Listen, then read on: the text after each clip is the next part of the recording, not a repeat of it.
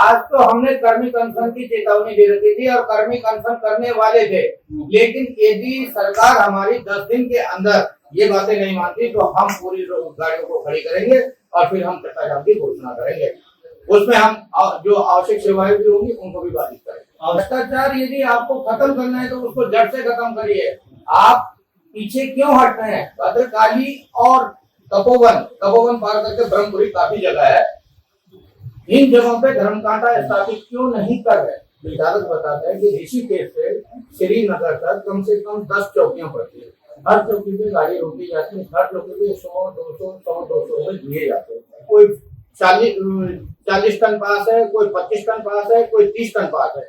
और यदि वो गाड़ियां 30 टन या 40 टन 50 टन लेकर पर्वतीय क्षेत्र में जाती हैं तो जो हमारी 18,500 की नीति है, जो उत्तराखंड सरकार की नीति है, वो बिल्कुल धराशायी है। बिल्कुल 60 किलोमीटर, 70 किलोमीटर, 80 किलोमीटर के दायरे में दोबारा चेक कर सकते हैं, उसका वो नहीं है। लेकिन ये नहीं कि आप हर 10 किलोमीटर चौकी में कि उत्तराखंड स्टेट के अंदर 18,500 GBW 18,500 की पासिंग है। उत्तराखंड राज्य जिसे हम कहते हैं कि ये देव भूमि है, ये तीर्थों की भूमि है, यहाँ पर पर्यटक स्थल बनाया जाएगा।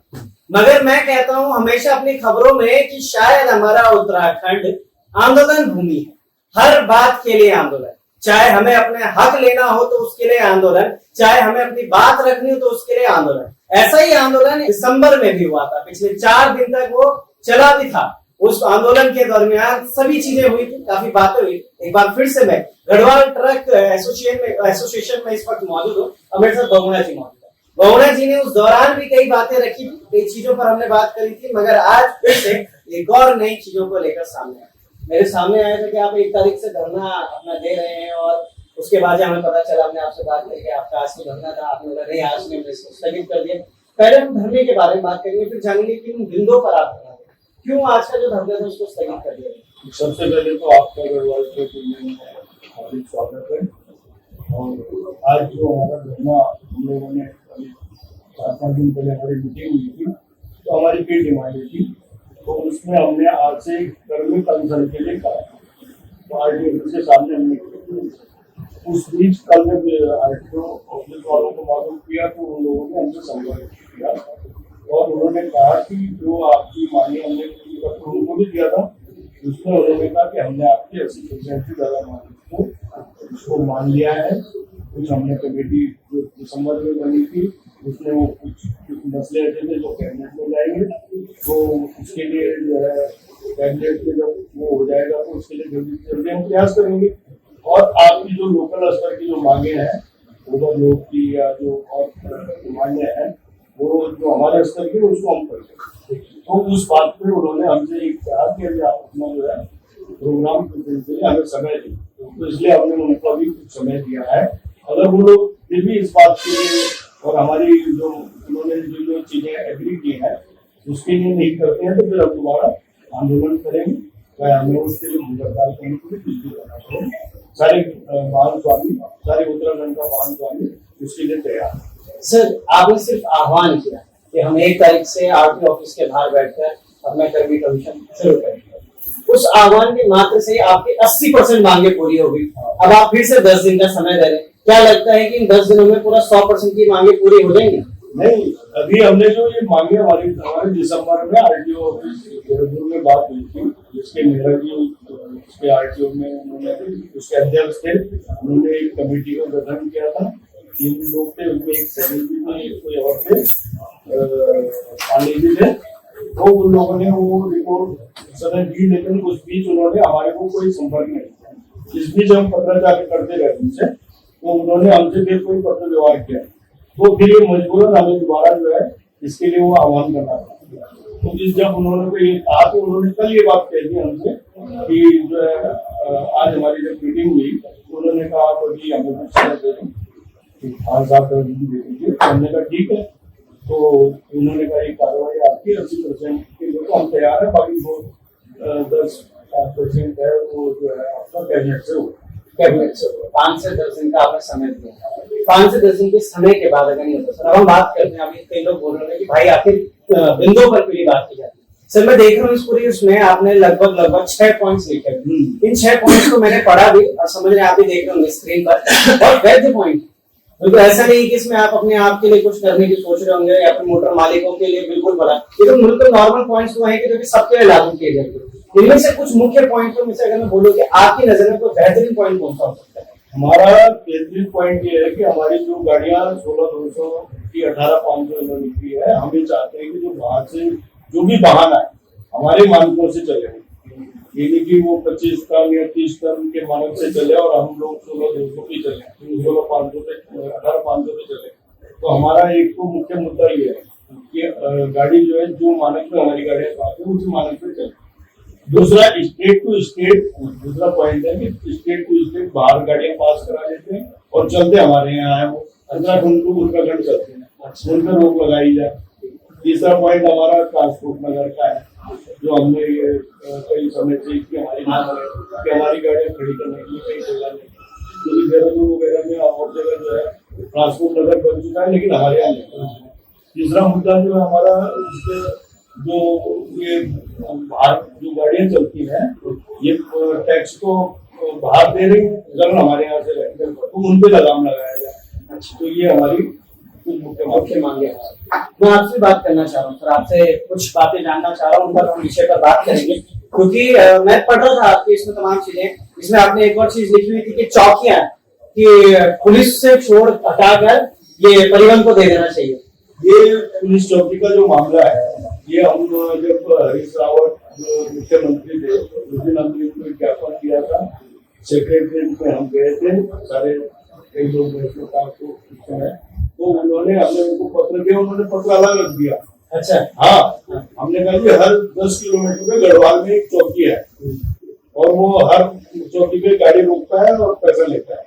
तो मैंने कहा इसका जो आरटीओ से ये पुलिस से जो चेकिंग छोड़ के आरटीओ से कही है एक स्थान पे की जाए। अच्छा, मतलब आप ये चाह रहे हैं कि अगर ऋषिकेश से कोई ट्रक जाता है हाँ, तो उसकी भद्रकाली में चेकिंग हो जाए, जो कि परिवहन द्वारा की जाए। बात जो परिवहन द्वारा की जाए, बीच में जो चौकी या फिर छोटे मोटे जो पड़ते हैं वहाँ पे 200-300 रुपए देकर अपनी गाड़ी, हमारे बड़ा शोषण होता है हमारी गाड़ी को। सर यही सवाल मैं आपसे जानना चाह रहा हूँ। सर ने इसका बखूबी से जवाब तो जरूर दे दिया है, मगर मैं ये जानना चाह रहा हूँ कि परिवहन द्वारा दिए गए टैक्स पर जो हम परिवहन को दिया जाता है एक ट्रक द्वारा या फिर चौकी में, उन सारे को लेकर आप मुझे लगता है आप एक मोटर मालिक भी होंगे, तो आप अपने ड्राइवर को कितना खर्चा देते हैं एक जगह से लेकर दूसरी जगह तक? मतलब माने यहाँ से श्रीनगर तक जाना है, श्रीनगर का एक ड्राइवर के ऊपर कितना खर्चा हो जाता है, खाने को लेकर अलग और चौकी को देने का अलग? सर सबसे पहले तो मैं दुकानदारों का धन्यवाद करना चाहता हूँ जो हमारी समस्या को सुनने के लिए आप हमारे बीच में आए। जो आप पूछ रहे हैं कि भाई जैसे कैसे यदि आपकी गाड़ी श्रीनगर तक जाती है तो आप अपने चालक को कितना खर्चा देते हैं, इस हिसाब का तो कोई अनुमान नहीं है, क्योंकि रास्ते में कितना पैसा पड़ता है क्या पड़ता है वो चालक को ही पता है। ठीक है, हमने ये फिक्स कर रखा है कि भाई श्रीनगर तक गाड़ी जाएगी तो हम 2,500 रुपए ड्राइवर को खर्चा देंगे, लेकिन उसमें 2,500 खर्च होने के बावजूद भी हमारे चालक हमारे पास हिसाब लेके आते तो कम से कम 2,000-2,500 फालतू लेके आते हैं। अच्छा, तो हम पूछते हैं कहाँ खर्च हुआ, तो चालक बताता है कि ऋषिकेश से श्रीनगर तक कम से कम 10 चौकियां पड़ती है, हर चौकी पे गाड़ी रोकी जाती है, हर चौकी पे 100-200 दिए जाते हैं। भाई क्यों दिए जाते हैं, बोले हर जगह पर है। तो इससे क्या है कि एक तो हमारा खर्चे का हिसाब बिगड़ जाता है। मेरा शासन प्रशासन से कहना है कि यदि चेकिंग करनी है आपको तो जहाँ गणतव्य पॉइंट है, जैसे ऋषिकेश से गाड़ी, ये जो चौकियां खुली थी, सबसे पहले जो ये चौकियां खुली थी ये किस लिए खुली थी? ये तो आपदा के लिए खुली है कि भाई आपदा कहीं पे रोड बंद होती है, कहीं कोई दिक्कत आती है तो वहाँ पे चौकी इजीली हम पहुंच सके। ये इसलिए खुली गई थी कि उनके जगह जगह गाड़ियों को रोकते, जगह जगह अवैध रोक दी जाए। इसलिए मैं शासन प्रशासन से कहना चाहता हूँ कि यदि आपको चेकिंग करनी है तो आप जहाँ से करना तो स्थान से गाड़ी चलती है। मेन पॉइंट है अपना भद्रकाली में, आप भद्रकाली में गाड़ी को चेक करिए और चेक करने के बाद उस गाड़ी को जाने दीजिए। यदि सही है गाड़ी को जाने दीजिए, यदि गलत है गाड़ी को उस पर जो भी कानूनी कार्रवाई होती है वो करिए। ये नहीं कि जगह जगह गाड़ियों को रोका जाए, जगह जगह गाड़ियों को अवैध वसूली की जाए या चालान किया जाए, जगह जगह करना ये सरासर गलत है।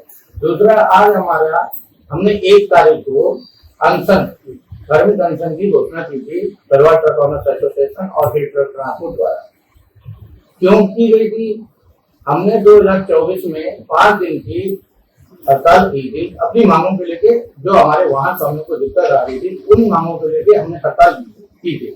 तो उसमें हमें सरकार द्वारा, जो परिवार विभाग द्वारा आश्वासन दिया गया था कि आपकी जो मांगे हैं, हमारी 6 मांगे हैं, 6 या 7 जो भी मांगे हैं, उन मांगों पे 21 दिन के अंदर निस्तारीकरण हो जाएगा। ठीक है, हमने बोला ठीक है भाई। हमने फिर अपनी हड़ताल को स्थगित किया था। उसके बाद हमने अपनी गाड़ियों का संचालन कर दिया था। उसके बाद इन्होंने कम से कम 3 महीने बाद हमें एक लेटर भेजा, हमारी संस्था को, परिवार ट्रक ओनर्स एसोसिएशन को एक लेटर भेजा। उस लेटर में इन्होंने हमको अवगत कराया कि आप देहरादून पहुंचे, आपसे हमने वार्तालाप करनी। ठीक है, हम लोग गए, हमारे संस्था के जो भी अध्यक्ष हैं, उपाध्यक्ष हैं, सारे लोग गए। इन्होंने हमसे वार्तालाप की। इन्होंने बोला कि हाँ तुम्हारी कुछ मांगे जाएंगे, उन मांगों पे हम विचार करें। हमने बोला ठीक है भाई, विचार करो, कोई दिक्कत नहीं। लेकिन वो विचार करते करते करते करते दूसरे साल का 9वां महीना चालू हो गया, लेकिन कोई विचार विमर्श नहीं हो पाया। उसके वजह से हमने 1/9/2025 को अनशन की घोषणा की। जब हमने घोषणा की, हमने अपना पत्राचार्य परिवहन विभाग के जो ऋषिकेश आटे साहब है उनको कटारे जी को दिया। तो उन्होंने वो लेटर शासन प्रशासन को जाने पहुंचाना होगा, पहुंचाया। तो उसके बाद आज 1 तारीख को सुबह 10 बजे उन लोगों ने हमारे संस्था के पदाधिकारियों को परिवहन कार्यालय में बुलाया। परिवहन कार्यालय में बुलाया तो उसके बाद जो आरटीओ साहब देहरादून में सैनी जी हैं, सैनी जी से बात करवाई। यहाँ पे रश्मि पंत जी हैं और कटारिया जी हैं। इन लोगों ने हमसे बात की। इन्होंने जो ऑफिसर इनके पास जो इन्होंने आगे कमेटी ने जो नियम बनाए, वो नियम इन्होंने हमें दिखाए। अच्छा, हमने देखे, उसमें हमें सहमति हुई कि हाँ भाई ये ठीक है।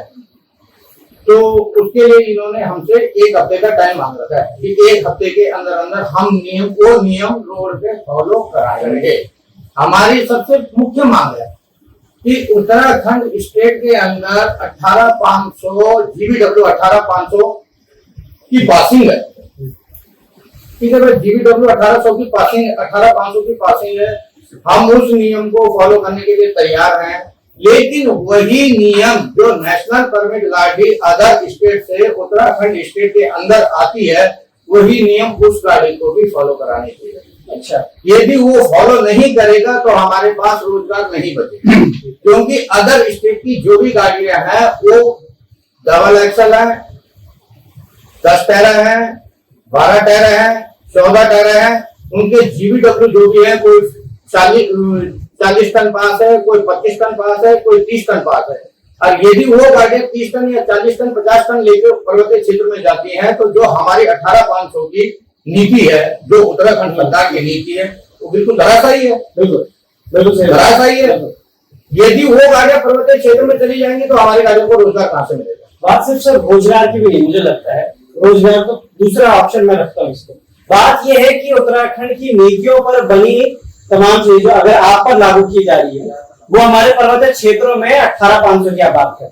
18,500 शायद इसीलिए वो निर्धारित की गई है, वो फैक्ट इसलिए दिया गया होगा क्योंकि हमारा पहाड़ इतना स्ट्रांग भी नहीं है। स्ट्रांग है ना, वहाँ के भूत पुल शायद ब्रिजेस वगैरह इतने ज्यादा स्ट्रांग नहीं है कि पता चल रहा है कि 1-2 ट्रक अगर 2800 के गुजरते हैं तो कमजोर होगा, यानी कि वो टूट भी सकता है। इसलिए शायद 18,500 का यहाँ पर जिक्र किया गया होगा, है ना सर? सर 18,500 की बात हम बात करते हैं। एक और चीज आपने जब इसमें बोली, मैं आपको देख रहा हूँ, आपने लिखा था कि भाई ये जो चौकी वाला मामला है, अगर भद्रकाली में चौकी एक चौकी रखते हैं वहाँ पे परिवहन की, तो ये सवाल भी तो उठता है कि बीच में अगर किसी व्यक्ति ने छोटे हाथी या किसी टेम्पो से आधा सामान पहुंचाना शुरू कर दिया, अब उस ट्रक में आधा रस्ते भर दिया कि भाई ऊपर तो चेकिंग होनी नहीं है उस ट्रक में, तो ये करप्शन को थोड़ा बड़ा करेगा। उसमें 18,500 होगा, उसका 2800 मैं मानता हूँ, उस बात को मानता हूँ। उसका एक दायरा रखेगा 100 या 150 किलोमीटर के दायरे में दूसरी कोई चौकी पड़ गई या थाना पड़ता है, वहां पे चेक हो सकती है गाड़ी। लेकिन ये नहीं कि हर 5 किलोमीटर या 10 किलोमीटर। आप खुद देख रहे होंगे कि ऋषिकेश से जब पहली चौकी निकलती है, जब हम देव भूमि के लिए निकलते हैं, तो पहली चौकी आपकी पड़ती है डालवाला, मुनि की बेटी के अंतर्गत आती है। दूसरी चौकी पड़ती है भद्रकाली की, तीसरी चौकी पड़ती है आपकी तपोवन, चौथी चौकी पड़ती है आपकी शिवपुरी। इनका दायरा, इनका किलोमीटर जोड़ लीजिए आप। यदि 4 चौकियों में एक गाड़ी रुकेगी तो कितना टाइम खराब होगा। और कितनी जगह ड्राइवर को पेपर चेक कराने पड़ेंगे। तो हमारा कहने का मतलब है भाई एक दायरा रखें कि 60 किलोमीटर 70 किलोमीटर 80 किलोमीटर के दायरे में फिर दोबारा चेक कर सकते हैं, उसका वो नहीं है, लेकिन ये नहीं कि आप हर 10 किलोमीटर चौकी में। दूसरा आप पूछ रहे हैं कि उन्हें तो भाई रास्ते में जाके टेम्पो मान ले जाके पलटी कर सकते हैं। तो आज हर जगह हर जिले में परिवहन कार्यालय खुल चुके हैं। पौड़ी में परिवहन कार्यालय खुल चुका है, चमोली में परिवहन कार्यालय खुल चुका है, टेरी में परिवहन कार्यालय खुल चुका है, उत्तरकाशी में परिवहन कार्यालय खुल चुका है। वहाँ पे आजो साहब है वो गाड़ियाँ चेक करेंगे, भाई उनकी भी ड्यूटी बनती है, वो गाड़ियाँ चेक कर सकते हैं, लेकिन ये नहीं कि पुलिस जगह जगह परेशान करे। दूसरा भ्रष्टाचार यदि आपको खत्म करना है तो उसको जड़ से खत्म करिए। आप पीछे क्यों हट रहे हैं? भद्रकाली और तपोवन पार करके ब्रह्मपुरी काफी जगह है, इन जगहों पे धर्म कांटा स्थापित क्यों नहीं कर रहे? यदि धर्म कांटा स्थापित हो जाएगा तो गाड़ियां ऑलरेडी खुल के जाएंगी। जो गाड़ी का वाइड होगा वो पास करके अपने निकलेगी, जो गाड़ी का वाइड जो गलत होगी उस गाड़ी के वहां पे कानूनी कार्रवाई हो जाएगी। सबसे पहले धर्म कांटे लगने दोनों मुख्य पड़ाव पे, पर्वतीय क्षेत्र के दोनों मुख्य पड़ाव पे धर्म कांटे लगने बहुत जरूरी है। और एक हमारी मुख्य मांग और है कि ऋषिकेश में 7 जनपदों, ऋषिकेश से 7 जनपदों का संचालन होता है। यहाँ पे आए दिन पर्वतीय क्षेत्र से सैकड़ों गाड़ियां ऋषिकेश में आती हैं, सैकड़ों गाड़ियां ऋषिकेश से पर्वतीय क्षेत्र में जाती है, लेकिन यहाँ पे कहीं पे भी पार्किंग की ट्रक वालों के लिए कोई सुविधा नहीं है, ना ही कोई ट्रांसपोर्ट नगर है। तो हम सरकार से यही मांग करते हैं कि जल्द से जल्द हम लोगों के लिए ट्रांसपोर्ट नगर की व्यवस्था की जाए और सुनिश्चित ढंग से दोनों मेन पॉइंट पे धर्म कांटे की व्यवस्था की जाए। बिल्कुल उनके बिल्कुल जो भी लगता है अभी तक इतनी बात है, शायद पूरी मांगे जायज भी है। एक धर्म कांटा होना भी बहुत जरूरी है, ट्रांसपोर्ट नगर होना भी बहुत जरूरी है। हमारा जो ट्रैफिक है संचालित रहेगा, क्योंकि ट्रक थोड़े साइज में बड़े होते हैं, अगर सड़क के किनारे लग जाते हैं दोनों तरफ अगर लग गए तो फिर वो सड़क भी छोटी हो जाएगी और आने जाने में लोगों को भी दिक्कत होगी। बहुत इजी से कुछ पॉइंट्स उन्होंने बहुत अच्छे से रखे हैं और मैं चाहूंगा शायद अगर 10 दिन बाद अगर नहीं होता है सारी चीजों पर बात तो फिर शायद आप वापस बिल्कुल उसके बाद हम बिल्कुल आज तो हमने कर्मिक अनशन की चेतावनी दे रखी थी और कर्मिक अनशन करने वाले थे, लेकिन यदि सरकार हमारी 10 दिन के अंदर ये बातें नहीं मानती तो हम पूरी गाड़ियों को खड़ी करेंगे और फिर हम चक्काजाम की घोषणा करेंगे। उसमें हम जो आवश्यक सेवाएं भी होंगी उनको भी बाधित करेंगे। आवश्यक सेवाओं जी हम उनको भी बाधित करेंगे, क्योंकि हम लोग मजबूर है, परेशान हो रखे, हमारे पास रोजगार नहीं, हमारी गाड़ियां खड़ी हैं, किसी की गाड़ियों की 52,000 किस्त है, किसी की सही बात किस्तें हैं, कहाँ से वो गाड़ी वाला किस्त देकर जब मैदानी क्षेत्र से डायरेक्ट माल पर्वतीय क्षेत्र में पहुंच रहे हैं तो हमारी गाड़ियां लोकल गाड़ियों का कोई काम नहीं। इसलिए हम मजबूर होंगे, अपनी गाड़ियों को खड़ी करेंगे और हम जो बाहर से भी गाड़ियां आएंगी उनको भी पर्वतीय क्षेत्र में नहीं जाएंगे। बिल्कुल सही बात बोले। वैसे ही उत्तराखंड हमारा मैं कहूँ बेरोजगारी में ज्यादा तुल रहा है, ऊपर से हमारे जो मोटर मालिक भाई साहब है उन्होंने अपने ड्राइवर के लिए भी निकालना है, कंडक्टर के लिए भी निकाला, अपनी गाड़ी की मेंटेनेंस के लिए भी निकालना है, अपनी किस्त भी निकालनी, मगर वो निकालेगा कैसे? वो इसलिए नहीं निकाल सकता है क्योंकि इनका जो रोजगार है वो तो और भारी राज्यों के कुछ गाड़ियों ने इस तरीके से ठप कर दिया है कि आप देखे ना बिल्कुल समझे कि धरने करने के लिए मजबूर है यहाँ पे। अब घर से किस्त भरेंगे, किस चीज से भरेंगे?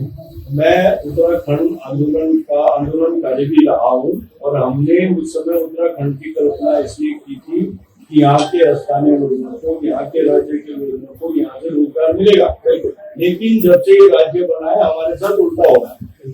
बाहर का जो वैसे तो पूरा अधिकार पूरे हिंदुस्तान में चलने का सबको है, लेकिन जो हमारे रोजगार हमें मिलना चाहिए उसका लाभ भी बाहर के लोग उठा रहे हैं, जिससे हमारा विरोध है।